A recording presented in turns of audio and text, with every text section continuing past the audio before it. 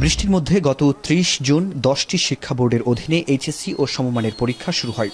অন্যদিকে বন্যার কারণে ১০ দিন পরে সিলেট শিক্ষা বোর্ড এবং মাদ্রাসা ও কারিগরি শিক্ষা বোর্ডের অধীনে সিলেট অঞ্চলের পরীক্ষা শুরু হয় ৯ জুলাই থেকে।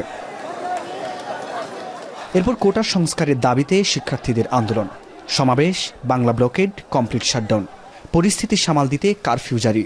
এ অবস্থায় প্রথমে গত ১৮ জুলাইয়ের পরীক্ষা স্থগিত করা হয়।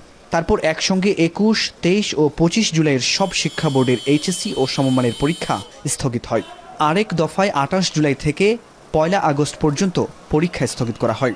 পরবর্তী পরীক্ষা ৪ আগস্ট হবার কথা থাকলেও নতুন সিদ্ধান্ত এলো বৃহস্পতিবার। আন্তঃশিক্ষা বোর্ড সমন্বয় কমিটির এক সিদ্ধান্তের পরে ঢাকা শিক্ষা বোর্ডের চেয়ারম্যান অধ্যাপক তপন কুমার সরকার জানান, নতুন সময়সূচিতে এইচএসসি ও সমমানের পরীক্ষা শুরু হবে। এর আগের স্থগিত থাকা সব পরীক্ষা স্থগিতই থাকছে।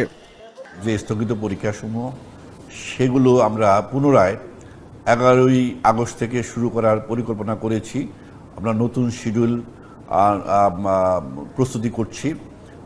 হয়তো ২-১ দিনের মধ্যে আমরা এই শিডিউল ঘোষণা করব। তত্ত্বীয় পরীক্ষা শেষ হবার ৬০ দিনের মধ্যে পরীক্ষার ফলাফল দেয়া হবে বলেও জানান ঢাকা শিক্ষা বোর্ডের চেয়ারম্যান। ফরহাদ বিন নূর, এখন, ঢাকা।